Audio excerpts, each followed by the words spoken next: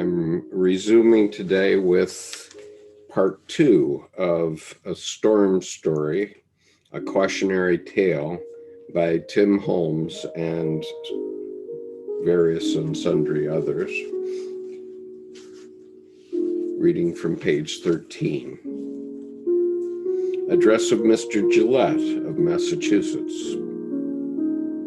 Mr. Speaker, I knew Mr. Tyrrell many years before he came to Congress, but our acquaintance had been very slight and had given me no insight at all into his real qualities and abilities.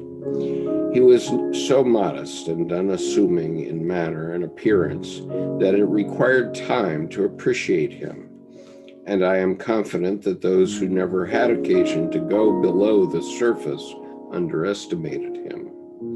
When, however, you were brought into intimate contact with him and saw his mental machinery in action, you discovered that it was an engine of unusual power and precision. His mind was clear, straightforward, and penetrating. He was businesslike and methodical.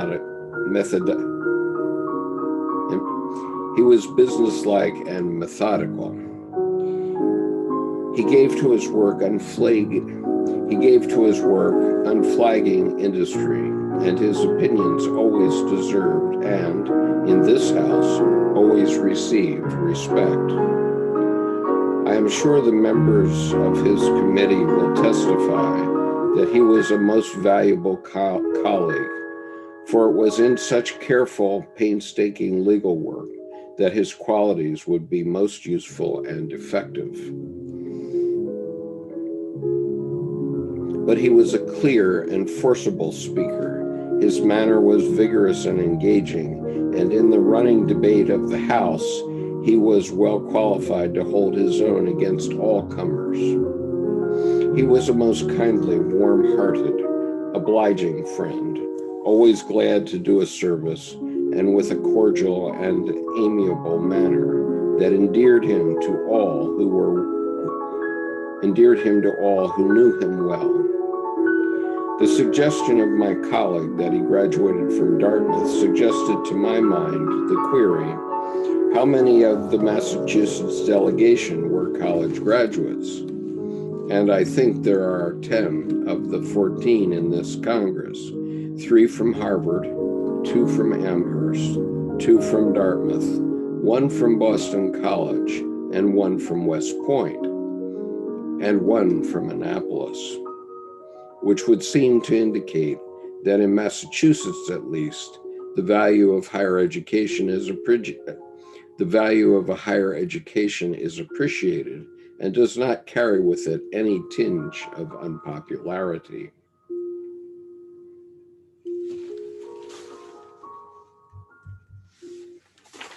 Thank you, Oleg. I will try to make it softer. The idea was to have some music behind me, but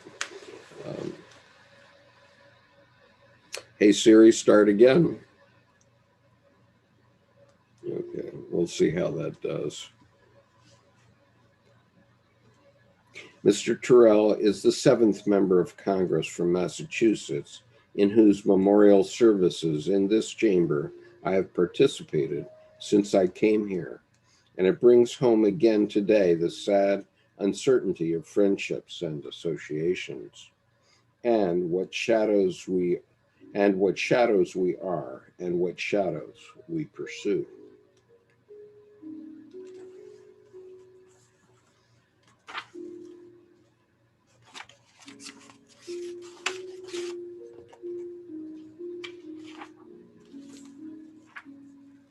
Address of Mr. Parker of New Jersey. Mr. Speaker, my knowledge of Charles Quincy Tyrrell was close because he was the ranking member of the committee to which I have the honor to be chairman. To his subcommittee was referred the whole category of bills relating to the jurisdiction, practice, and procedure of the United States courts.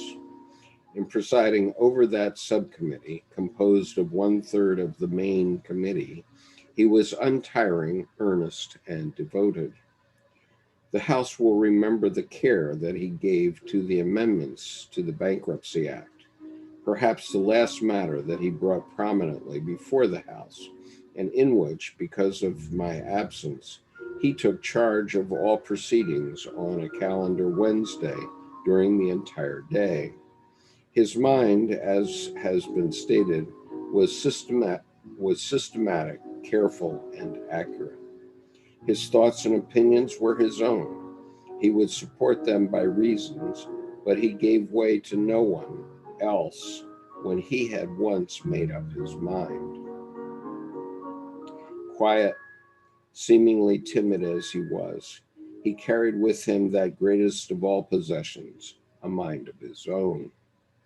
It was sad that just as he came to possession of real control in the committee and in the House, his health had so broken that it could be seen at all times that he did not feel confident about himself. He had had some sort of an attack a year before, of which he told no one. The fear of another hung over him, so that he had made up his mind to retire from public life and go back to and live quietly with those he loved in his own home. He had written a letter stating this as his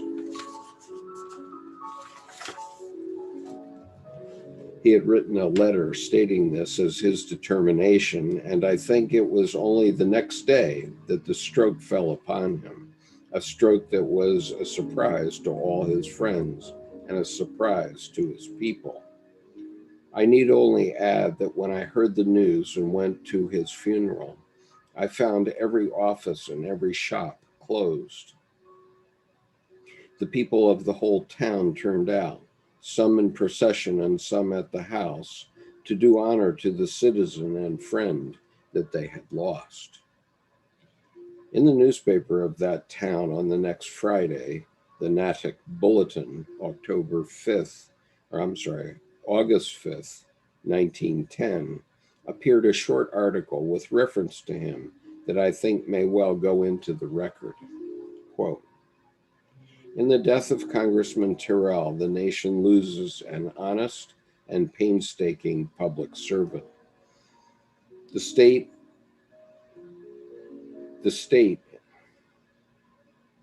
I'll just start that again. Sometimes these things trip me up. In the death of Congressman Terrell, the nation loses an honest and painstaking public servant. The state, an able defender of its rights, and the town of Natick, a friend who ever had its best interests at heart, and who, next to Henry Wilson, was its most distinguished citizen.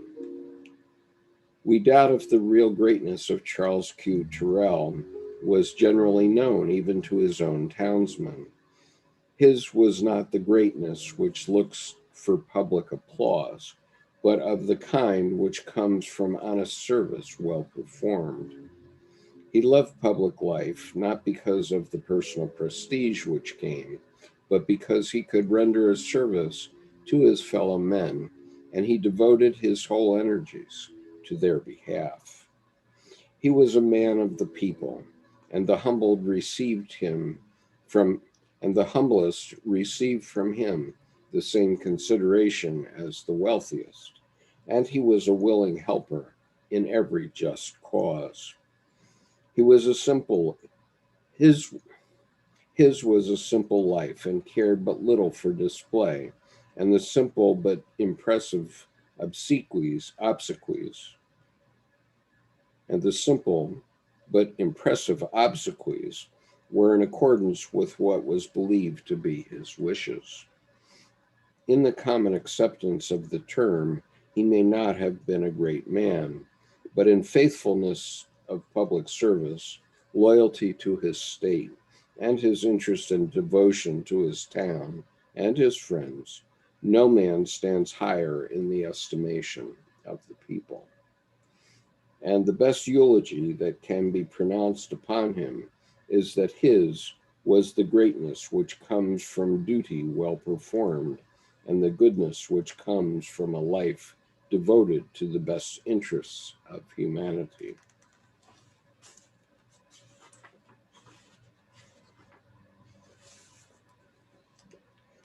Address of Mr. Weeks of Massachusetts. Mr. Speaker, in recent years, Massachusetts has been represented in the House of Representatives by 11 Republicans and 3 Democrats. Of the 11 Republicans who were serving at the beginning of the 59th Congress, 8 are still here and have been elected to the next Congress, an indication, I think, of the consistency of the average Massachusetts constituency, and possibly of the confidence which their constituents have in these representatives as individuals. The vacancies caused in the 3 cases in which changes have taken place have been due not to the retirement or defeat, but to the death of the sitting member. Honorable Rockwood Hoare of the 3rd District died on the first day of November 1906. Honorable William C. Lovering of the 14th District died on the 4th day of February 1910. And Honorable Charles Q. Terrell, whose memory we now officially mourn and who was serving his 5th term in Congress, died suddenly on the 31st of July, 1910.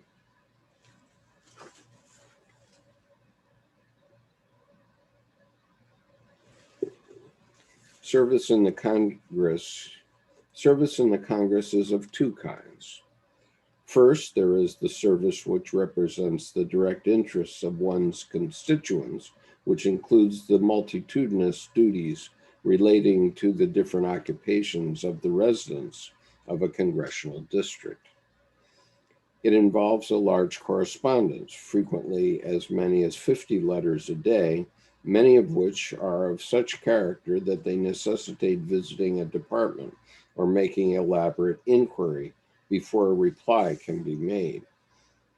The attention to the wishes of one's constituents in the many varieties of legislation which are pending, the special care of those who are interested in pension legislation, questions related to post offices and the postal service, and an endless number of similar matters or matters of smaller moment, all of which need much attention and in some districts require substantially all of the members' time. Secondly, there are the matters of large public importance, like general appropriation bills, legislation relating to the subjects which are treated in national platforms, consideration of the recommendations of the administration, not only the executive, but the different departments, legislation relating to our military establishment, and many other similar questions which affect the whole country rather than one's congressional district. Occasionally, these questions bring one into conflict between what seems to be a general requirement and a local necessity. But in any case, it becomes necessary for a member of Congress to not only be a special representative of the 200,000 or more people who are responsible for sending him to Washington, but also, if he is going to reach a position of influence, he must, to a greater or lesser extent, specialize, which means that he devolves much of his time to the work countered with the important committees of which he may be a member, so that he becomes familiar with and even a specialist in that particular work. Mr. Terrell filled both of these requirements. Very few men in Congress with whose work I have been familiar have given more detailed attention to the needs of their districts than he did. One member can never know just what another is busying himself about, but I had sufficient knowledge of his work to feel convinced that the slightest request of those whom he represented was given his personal attention, so that as a direct personal representative, he should have been most satisfactory to the people of his district. In addition to that, however, he found time to devote to matters of importance not relating to his district.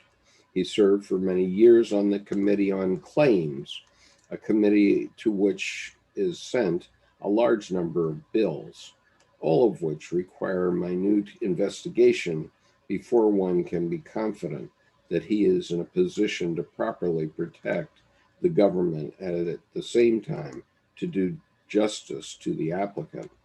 It is, in a sense, a thankless service, for while it does not ordinarily bring a member into prominence, it requires as much detailed work as a membership in almost any committee in the House, work which must be performed by men who are conscientious, clear headed, and who have a judicial temperament.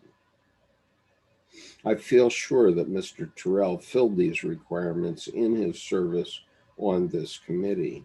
He was also associated for many years with a more important committee, in fact, one of the most important in the House, the Judiciary. To this committee also there is sent a large volume of legislation, much of which affects the most important interests, to which must be brought not only tireless industry, but a legal knowledge of the first order. It is the kind of service for which a lawyer having a large general practice would be qualified. Mr. Tyrrell's whole practice had been not of a specialized order, but in connection with business matters of a varied character, so that he was naturally familiar with very many of the questions which came before the judiciary, and this familiarity made him at once a useful member. It is with these things that those of us serving in Congress are most familiar, and to which we can testify from our own knowledge. But for many years before he came to Washington, he had seen varied service, political and otherwise. He had served in our state legislature. He had served in our state legislature, both as a representative and a senator, and as a lawyer had been connected with many important matters representing large interests as an advisor and in the courts. All of this training, which he had before he came to Congress, was of value to him here, and was undoubtedly the reason why he served so long and so largely to the satisfaction of the people of Massachusetts, and especially of his own district. Members of the House will readily recall that he was a most approachable man, ready to accommodate himself to conditions as they arose. Firm in his political faith, an ardent advocate of the protection policy, prepared at a moment's notice to defend this faith, and especially the value of this policy to the varied interests in his district. And such was his devotion to duty that he worked diligently in his congressional service long after it was apparent to those in close touch with him that he should have given up his active duties and taken a long rest. Always a comparatively frail man, in the last months of his service, here it was noticeable that his physical energies were overtaxed, but this did not deter him during this session of Congress, when he was able to be present from performing his usual duties. The last time I saw him was at a meeting of one of the political clubs in Massachusetts during the month of July, and I felt then that unless he was willing to give up his active work and attempt to rebuild his health, he would not be long able to continue his service. Notwithstanding this feeling, however, I was greatly shocked to receive, while making a trip through the West, a telegram stating that he had passed away.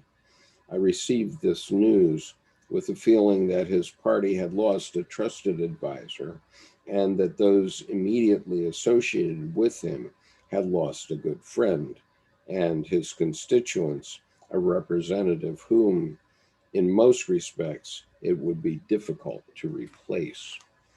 Okay, I'm going to stop reading from that point at this point, but I just want to point out that this book is a gift from Tim Holmes, my artist friend in Montana, and Tim has provided us, let's see if I can show you this. Tim has provided us with a drawing in the middle of this page. Uncloak so that you can see Tim's drawing. Okay, so in the middle of this page, Tim has provided a drawing, and so this is a book that Tim has entitled